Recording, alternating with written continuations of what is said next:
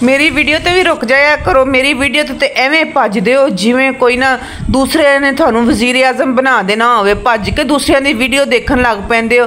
तो मेहरबानी करके जरा मेरी वीडियो भी देख लिया करो। मैं भी चंगियां वीडियो बनानी है। कढ़ाई गोश्त बनान लगी है, माशाल्लाह बड़ा ही चंगा स्वाद आंदा जी कढ़ाई गोश्त का। बच्चों नूं बड़ा ही पसंद है। शोरवे शुरे वाले तो खांदे ही नहीं। अजकल के बच्चे कहते ने जी सानू तो चाहिए ने भुने हुए गोश्त होन, शामियां होन, कढ़ाइयाँ होन, बिरयानियां होन, ना पूछो हाल। ना बच्चों ने तो बड़ा जी अगे लाया होया। लै जी मैं प्याज़ां नूं ग्रैंड ग्रूंड करके पा लिया जे घ्यो दे विच। ये लग पे ने तड़फदे पे ने जी। ते इधर फिर ना थानू मैं दसां कि मकरूनी शकरूनियां बनदियां पईयां ने। उन्हां दियां मसन कि रेसिपी तो मैं थानू दित्ती हुई है, लेकिन रेसिपी मैं थानू सिर्फ कढ़ाई दे देवांगी। नाल बस थानू दिखावांगे कि साडी नाल मकरूनी भी बनदी पई है। मुबीन साहब की फरमाइश सी जी सानू मकरूनी चाहिदी है। तो फिर की करिए जी, बच्चों वास्ते माँ प्यो सारा कुछ करदा। लै जी जो मेरे बसल प्याज थूम सारा कुछ तड़फ गया है, तो इहदे च मैं पा दिता जी गोश्त नूं भुन लैने चंगी तरह। तो जी इनू उत्ते थल्ले घ्यो दे विच पा पू के चंगी तरह ते फ्राई कर लेना जे। फ्राई करन तो बाद जी फिर ये देखो जी इस पाने जे लसन अदरक, क्योंकि जो असीं गोश्त पाने ने नाल ही लसन अदरक सुट देना जे विच, ताकि जिहड़ी गोश्त की कोई स्मैल समूल होएगी वो भी खत्म हो जाएगी। गोश्त का पानी पुनी जो थोड़ा जिहा ड्राई हो जाएगा, गोश्त हो जाएगा फ्राई। तो उन्नी देर नूं तुसीं मैनूं कर दो सबसक्राइब, ते नाल फिर थोड़ा जिहा जिन्ना लाइक भी कर दो, ते थोड़ा जिन्ना एक कमेंट च लिख देना कि तुहानूं मेरी वीडियो किस तरह की लगी। तो जे चंगी लगी होवे तो जरा शेयर भी कर देना मेरी वीडियो नूं। लो जी इधर साडा जिहड़ा गोश्त हैगा हो गया फ्राई। थोड़े सबसक्राइब जो तक तुसीं मैनूं कीता, देखो जी माशाल्लाह जी माशाल्लाह की खुशबुआं आंदियां पईयां ने माशाल्लाह। अल्लाह दी रहमत। मैं तो बड़े चंगे खाने बनाती हैं जी। लो जी मैं इहदे च जिहड़े ना टमाटर ने ना यह कुट के विच पा दिते ने। टमाटर का छिलका कदी नहीं पाना विच, गुरदियां दा मसला हो जाता है।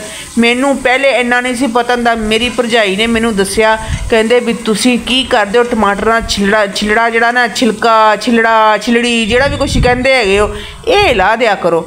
मैं क्या मैं तो विच कुट लैनी ही है। मैं की करदी हां टमाटर जिहड़े ने ना मैं फ्रीज करके रख दिन्नी है।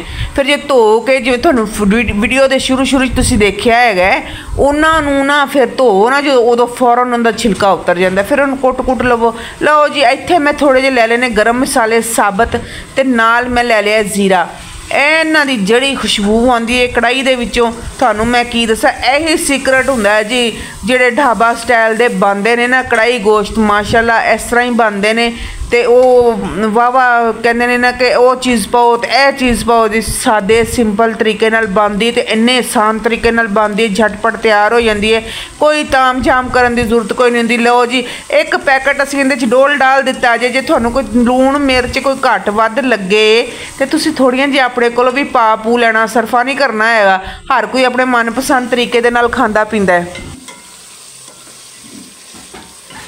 लो जी हुण जिहड़ा ना घ्यो तो हो गया साडा वखरा इहदे तो। ए देखो जी माशाल्लाह माशाल्लाह की खुशबुआं ने। तो हुण इत्थे असीं जिहड़ा ना एक कटोरी भरी हुई ना दही दी डोल देनी है। मैं कहा थोड़ी जी बचा के रख ला। मैं कहा चल दफा कर हुण सारी पा देने, खीर बचा के रखनी थोड़ी जी।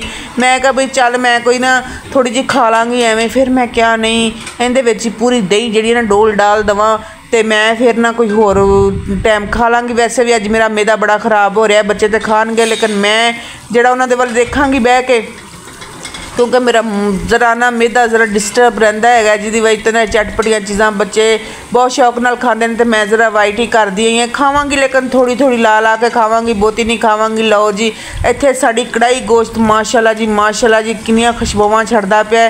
घ्यो लैदा हो गया बिल्कुल। देखो मसाला इहदा देखो जी माशाल्लाह किन्ने अच्छे तरीके दे नाल तैयार होया है। बिल्कुल इहो जी कढ़ाई गोश्त हुंदी है ना जिहड़ी बाज़ारों मिलदी है। इधरों जी देखो जी साडी मकरूनी तैयार हुंदी पई है, क्योंकि जो तक सालन तैयार होंदा है, ये सालन तो तकरीबन मेरा तैयार हो चुका है। तो बस थोड़ा जहा ना होर थोड़ा जहा भुन लईए, फिर असीं इधरों मकरूनी ये भी साडी तैयार हुंदी पई है। मुबीन ने जाना है स्कूल। मुबीन कहंदा मैं तो भाई खा के जावांगा। मैं तो उद तक बैठा होया। मैं कहा पुत्तर तू रोटी खा के जा, तो मकरूनी नाल लै जी, तो उत्थे जाके खा लवीं। तो फिर इनू टिफन च पा दांगे भाई, उहदे पसंद ते बनदी पई है, की करिए फिर बच्चों दी पसंदां ते चलीदा। लै जी इत्थे मैं कट लिया ने बरीक बरीक हरियां मिर्चां ते हरा धनिया। इनू उत्ते डाल डूल देना हैगा। ਤੇ ਫਿਰ ਇਹਦੀਆਂ ਖੁਸ਼ਬੂਆਂ ਜਿਹੜੀਆਂ ਆਉਣਗੀਆਂ ਮਾਸ਼ਾਅੱਲਾ ਜੀ ਮਾਸ਼ਾਅੱਲਾ। ਹੋਰ ਕੋਈ ਮਸਾਲੇ ਨਹੀਂ ਦੱਬਣੇ ਹੈਗੇ, ਨਹੀਂ ਤੇ ਮੈਦਾ ਖਰਾਬ ਹੋ ਜਾਣਾ। ਇਹ ਨਾ ਕਰਨਾ ਕਿ ਹੋਰ ਮਸਾਲੇ ਦੱਬਦੀ, ਇਹਦੇ 'ਚ ਪਹਿਲੇ ਸਾਰੇ ਬਥੇਰੇ ਮਸਾਲੇ ਦੱਬੇ ਹੁੰਦੇ ਨੇ। ਤੇ ਲਓ ਜੀ ਸਾਡੀ ਕੜਾਈ ਗੋਸ਼ਤ ਹੋ ਗਈ ਹੈ ਤਿਆਰ, ਝੱਟ ਭੱਟ ਕੜਾਈ ਗੋਸ਼ਤ ਤਿਆਰ ਹੋ ਜਾਂਦਾ। ਐਵੇਂ ਹੀ ਕਹਿੰਦੇ ਨੇ ਇੰਨਾ ਟਾਈਮ ਲੱਗਦਾ, ਤੇ ਇੰਨਾ ਟਾਈਮ ਕੋਈ ਟਾਈਮ ਟੂਮ ਨਹੀਂ ਲੱਗਦਾ। ਕੜਾਈ ਗੋਸ਼ਤ ਜਿਹੜਾ ਮਿੰਟਾਂ 'ਚ ਤਿਆਰ ਹੋ ਜਾਂਦਾ। ਹਾਲਾਂਕਿ ਸ਼ੋਰਬੇ ਵਾਲਾ ਜਿਹੜਾ ਗੋਸ਼ਤ ਹੈ ਨਾ ਉਹ ਜ਼ਰਾ ਦੇਰ ਨਾਲ ਤਿਆਰ ਹੁੰਦਾ, ਇਹ ਹੋ ਜਾਂਦਾ ਜਲਦੀ ਤਿਆਰ। ਲਓ ਜੀ ਹੁਣ ਤੁਹਾਨੂੰ ਦਿਖਾਣੇ ਦੀ ਫਾਈਨਲ ਲੁੱਕ। ਲਓ ਜੀ ਮਾਸ਼ਾਅੱਲਾ ਮਾਸ਼ਾਅੱਲਾ ਸਾਡੇ ਨਾ ਇਹ ਬੋਟੀਆਂ ਬੂਟੀਆਂ ਤੁਹਾਨੂੰ ਚੁਣ ਕੇ ਦਿਖਾਵਾਂ ਜੀ। ਮਾਸ਼ਾਅੱਲਾ ਦੇਖੋ किन्ना प्यारा रंग आया है इनका, किन्ना प्यारा तैयार होया है। मेरे तो मूँह च पानी आंदा पिया, लेकिन हजे मैं थोड़ी देर तक रोटी खावांगी। लो जी धनिए का एक पत्ता रख के ते हरियां मिर्चां नूं नाल सपोर्ट दे दी है जी, बोटियां किते इधर उधर ना हो जान। ते गार्निश गुनिश कर लिया जे। हुण लो जी साड़ी हो गई है प्लेट तैयार माशाअल्लाह जी।